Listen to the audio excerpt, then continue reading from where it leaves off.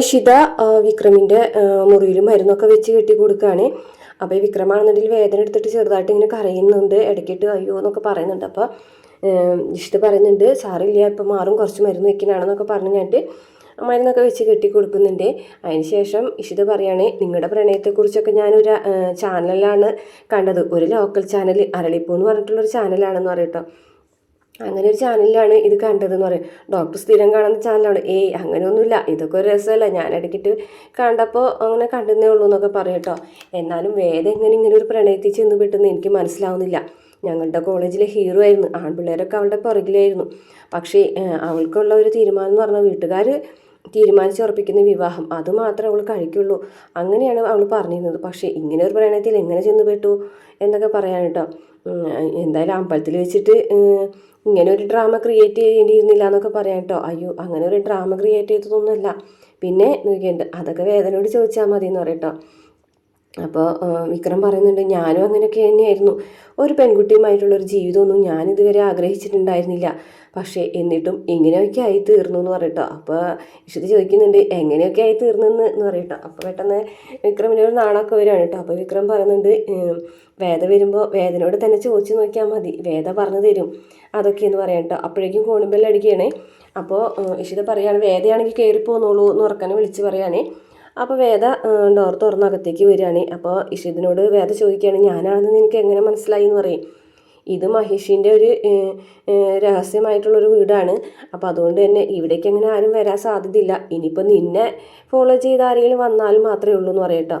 അപ്പോൾ ഞാൻ ടാക്സിയിലാണ് വന്നത്, കാറിലല്ല. അതേതായാലും നന്നായി, ഞാൻ നിങ്ങളുടെ പ്രണയത്തെക്കുറിച്ചൊക്കെ സംസാരിക്കുകയായിരുന്നു. എന്തായാലും ഞാനൊരു കാപ്പി എടുക്കാം, നീ ഇരിക്കുകയെന്ന് പറയട്ടോ. അങ്ങനെ വേദനോട് വിക്രം പറയാൻ ഇരിക്കുകയെന്ന് പറയുമ്പോൾ വേദ അവിടെ ഇരിക്കുകയാണ്. അപ്പോൾ വേദ ചോദിക്കും, എന്തൊക്കെ തുറന്ന് പറഞ്ഞു നോക്കിയിട്ട്. അങ്ങനെയൊന്നും പറഞ്ഞിട്ടില്ല, അങ്ങനെ പറയാനുള്ളൊരു മാനസികാവസ്ഥയിലല്ലല്ലോ ആയിരുന്നു ഞാൻ. നീ ദീപ്തിനെ കണ്ടോ, ദീപ്തിനോട് സംസാരിച്ചോ എന്ന് ചോദിക്കുകയാണ്. ദീപ്തിനോട് സംസാരിച്ചിട്ടില്ല, ആ കുട്ടി വിചാരിക്കുന്നുണ്ടാവും ഞാനാണിത് ചെയ്തതെന്നുള്ളത്. എന്തായാലും ഞാൻ ഒരു കാര്യം പറയട്ടെ നിന്നോട്, ഒരു കാര്യം ഞാൻ നിനക്ക് കാണിച്ചു തരാം എന്ന് പറഞ്ഞിട്ട് ഫോൺ എടുക്കുകയാണ് കേട്ടോ. ഫോൺ എടുത്തിട്ട് എന്താ കാണിക്കാൻ പോകുന്നതെന്ന് ചോദിക്കുകയാണ് കേട്ടോ. അല്ല, എനിക്ക് വരുൺ മരിക്കുന്ന അന്നൊരു ടെക്സ്റ്റ് മെസ്സേജ് അയച്ചിട്ടുണ്ടായിരുന്നു, അത് ഞാൻ നിനക്ക് കാണിച്ചു തരാം. അതിപ്പോൾ എന്തിനാണ് ഓപ്പൺ ചെയ്യുന്നത്, ഫോൺ ഓൺ ആക്കരുത് ഞാൻ പറഞ്ഞില്ലേ. ആ ഫോൺ ഓൺ ആക്കിയിട്ടുണ്ടെങ്കിൽ അപ്പോൾ അവർക്കത് സ്പോട്ട് കണ്ടുപിടിക്കാൻ പറ്റും. അത് ഞാൻ ഓർത്തില്ല എന്ന് പറഞ്ഞിട്ട് വേദ ആ ഫോൺ പിടിച്ച് വലിച്ച് വാങ്ങുന്നുണ്ട്. എന്നിട്ട് പറയുന്നുണ്ട്, അന്ന് എന്താ മെസ്സേജ് അയച്ചതെന്ന് ചോദിക്കും കേട്ടോ. അപ്പോൾ വരുൺ മെസ്സേജ് അയച്ചത്, എനിക്ക് രാഷ്ട്രീയത്തിലുള്ള ജീവിതം ഇഷ്ടമല്ല, എനിക്ക് മടുത്തു എന്നൊക്കെ പറയാണ് കേട്ടോ. അങ്ങനെ പറഞ്ഞിട്ടുള്ളൊരു മെസ്സേജാണ് അയച്ചത്, കാണണമെന്നും പറഞ്ഞിട്ടുണ്ടായിരുന്നു വിക്രമിനെ. അങ്ങനെ അവർ രണ്ടുപേരും കണ്ടുമുട്ടുന്ന ഒരു ഭാഗം വിക്രം വേദയോട് തുറന്നു പറയാണ്. അപ്പോൾ വരുൺ പറയുന്നുണ്ട്, വരുണിൻ്റേതായിട്ടുള്ള പ്രശ്നങ്ങളൊക്കെ പറയാണ്. അപ്പോൾ വാസവൻ്റെ കാര്യങ്ങളൊക്കെ പറയാണ്. അച്ഛന് കുറച്ച് പിടിവാശികളൊക്കെ ഉണ്ട്, എനിക്ക് രാഷ്ട്രീയത്തിലേക്ക് ഇറങ്ങുന്നത് ഇഷ്ടമൊന്നുമില്ല, പിന്നെ അച്ഛൻ്റെ പിൻഗാമിയായിട്ട് ഞാൻ വരണം എന്നുള്ളതാണ് അച്ഛൻ പറയുന്നത്. അതിന് കുലത്തൊഴിലൊന്നും അല്ലല്ലോ പിൻഗാമിയായിട്ട് വരാനായിട്ട്, എനിക്കിതിൽ താല്പര്യമൊന്നുമില്ല ചേട്ടാ, എനിക്ക് ഇങ്ങനെയുള്ള ജീവിതം ഇഷ്ടമല്ല എന്നൊക്കെ പറയാൻ കേട്ടോ. പിന്നെ ഞാനെന്തെങ്കിലും പറഞ്ഞിട്ടുണ്ടെങ്കിൽ അതിൻ്റെ ഫലം അനുഭവിക്കേണ്ടി വരുന്നത് അമ്മയായിരിക്കും എന്ന് പറഞ്ഞു. അതെന്താ അങ്ങനെയാണെന്ന് ചോദിക്കാൻ കേട്ടോ വിക്രം. അതങ്ങനെയാണ്, ചെറുപ്പം മുതലേ അങ്ങനെ തന്നെയാണ്, ഞാൻ എന്തെങ്കിലും കുരുത്തക്കേടുകളൊക്കെ ചെയ്തിട്ടുണ്ടെങ്കിൽ അച്ഛൻ എന്നെ തല്ലൊന്നുമില്ല, പകരം അമ്മനെയാണ് തല്ലാന്ന് പറയാൻ കേട്ടോ. അപ്പോൾ വിക്രം, അമ്മനെയോ? അതെ, അമ്മനെയാണ് അടിക്കുക. ഞാനും ആദ്യമൊക്കെ ഇത് സ്വാഭാവികമാണെന്നാണ് കരുതിയിരുന്നത്, മക്കൾ തെറ്റ് ചെയ്തിട്ടുണ്ടെങ്കിൽ അമ്മമാരാണ് അടി മേടിക്കേണ്ടതെന്നൊക്കെയാണ് ഞാൻ കരുതിയിരുന്നത് ചെറുപ്പത്തിൽ. പക്ഷേ പിന്നീട് വലുതായപ്പോഴേക്കും എനിക്കത് മനസ്സിലായി തുടങ്ങി. പക്ഷേ അപ്പോഴേക്കും ഞാൻ കയറാൻ പറ്റാത്ത വിധം ചെളിക്കുണ്ടിലേക്ക് വീണിട്ടുണ്ടായിരുന്നു. അച്ഛൻ്റെ പിടിവാശികൾ ഇങ്ങനെ തന്നെയാണ്. പിന്നെ അവരെൻ്റെ അമ്മയൊന്നും അല്ല കേട്ടോ, എന്നെ നോക്കാൻ വേണ്ടി കൊണ്ടുവന്ന ഒരു ആയിയാണെന്ന് പറയാം കേട്ടോ. അപ്പോൾ വിക്രം, ആയോ? എൻ്റെ അമ്മ 3 വയസ്സിൽ മരിച്ചു. ഞങ്ങൾ ഒരിക്കലും ഒരു സ്ഥലത്തേക്ക് യാത്ര പോയി, അവിടെ വെച്ച് ഒരു റിസോർട്ടിൽ വെച്ചിട്ടാണ് അമ്മ ആത്മഹത്യ ചെയ്തത്. അന്ന് ഞാനും അനിയത്തിയും കൂടിയിട്ട്, അനിയത്തിയല്ല കേട്ടോ, ഞാനൊരു പട്ടം പറത്തി കളിക്കുകയായിരുന്നു. അതൊരു കൊമ്പിൽ കുടുങ്ങിയപ്പോൾ അച്ഛൻ്റെ അടുത്ത് വന്നിട്ട് പറഞ്ഞു ഞാൻ, അച്ഛാ എൻ്റെ പട്ടം ഒരു മരത്തിൽ കുടുങ്ങി, കിടന്ന ആടാണ്, എനിക്കത് വേണമെന്ന് പറഞ്ഞിട്ട് ഇങ്ങനെ കരയാണ്. അപ്പോഴേക്കും അച്ഛൻ റിസോർട്ടിൻ്റെ റൂമിൻ്റെ മുന്നിലാണ് ഇരുന്നത്. എന്നിട്ട് അകത്തേക്ക് ചൂണ്ടിക്കാണിച്ചിട്ട് എന്നോട് ചോദിച്ചു, അതുപോലെയാണോ ആടണമെന്ന് ചോദിക്കുമ്പോൾ ഞാൻ നോക്കുമ്പോൾ എൻ്റെ അമ്മ ഫാനിൽ കിടന്ന ആടെന്നാണ് ഞാൻ കണ്ടത്. പിന്നെ അവിടെ നിന്ന് അങ്ങോട്ട് എൻ്റെ ജീവിതം മാറുമായിരുന്നു.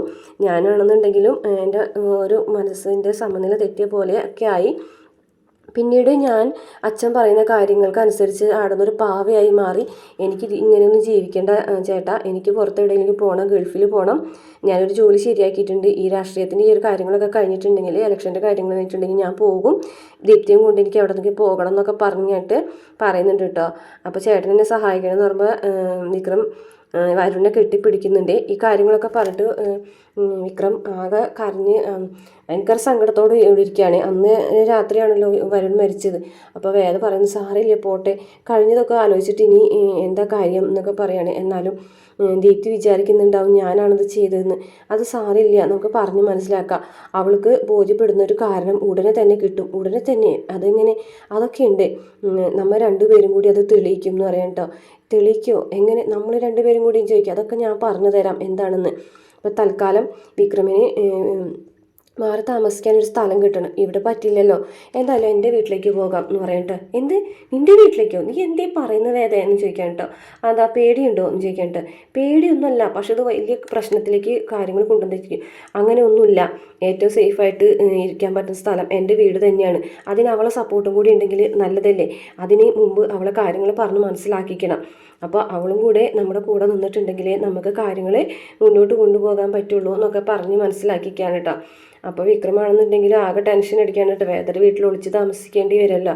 അപ്പോൾ വേദ പറയുന്നുണ്ട് അതിനെക്കുറിച്ച് അന്നും ആലോചിച്ച് ടെൻഷൻ അടിക്കൊന്നും വേണ്ട, എന്തായാലും നമുക്ക് കാര്യങ്ങൾ തെളിയിക്കാതെ നിവർത്തിയില്ല. ഇപ്പോൾ വിക്രം പെയിൻ കില്ലറിൻ്റെ ആശ്വാസത്തോടു കൂടിയാണ് ഇരിക്കുന്നത്. അത് കഴിയുമ്പോൾ വീണ്ടും വേദന കൂടും. ആ ഒരു സാഹചര്യത്തിൽ വിക്രമിനെ കൊണ്ട് ഇപ്പോൾ ഒന്നും ചെയ്യാൻ പറ്റില്ല. ഈ ഒരു മുറിവ് ഉണങ്ങുന്നത് വരെ വിക്രമിനെ പുറത്തിറങ്ങാനോ ഒരു കാര്യങ്ങൾ ചെയ്യാനും പറ്റില്ല എന്നൊക്കെ പറഞ്ഞ് മനസ്സിലാക്കി കൊടുക്കാണ് കേട്ടോ. അവസാനം വിക്രം അതിന് സമ്മതിക്കുകയാണ് കേട്ടോ. വേദയുടെ വീട്ടിലേക്ക് വിക്രം പോകാമെന്നുള്ള കാര്യം സമ്മതിക്കുകയാണ്.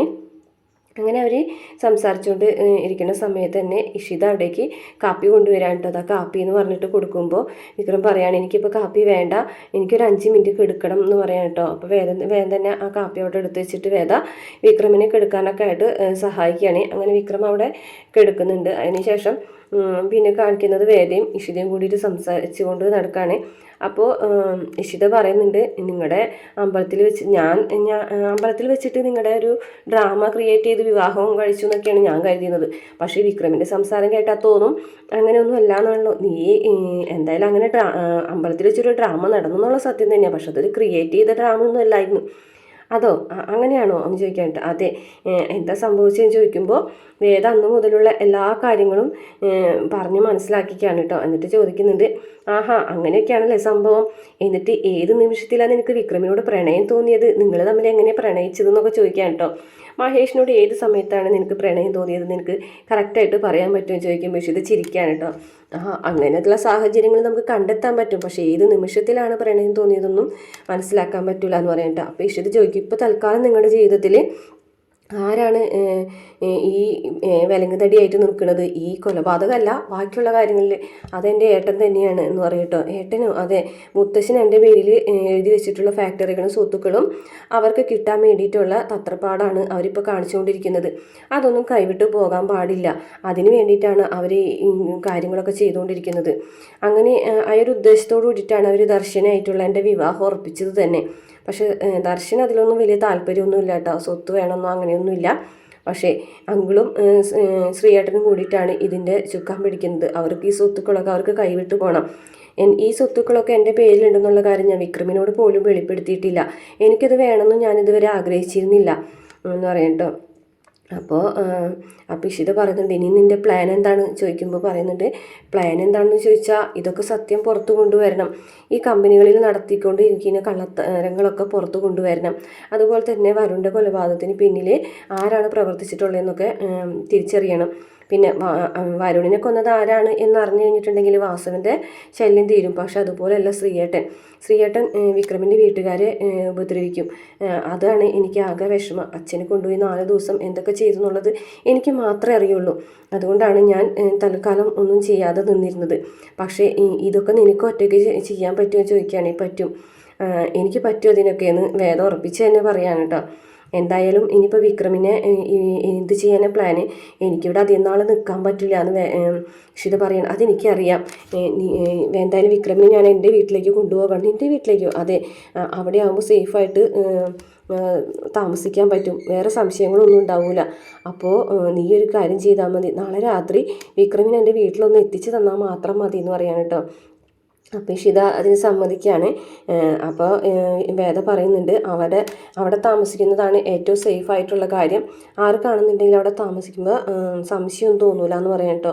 എന്തായാലും വിക്രമിൻ്റെ ഈ ഒരു മുറി ഉണങ്ങുന്നത് വരെ എനിക്ക് അവിടെ തന്നെ താമസിപ്പിക്കണം എന്നൊക്കെ പറയുന്നുണ്ട്. അത്രയാണ് ഇന്നത്തെ എപ്പിസോഡിലുള്ളത്. വീഡിയോ ഇഷ്ടപ്പെട്ടാൽ മറക്കാതെ നമ്മുടെ ചാനൽ ഒന്ന് സബ്സ്ക്രൈബ് ചെയ്ത് സപ്പോർട്ട് ചെയ്യണേ.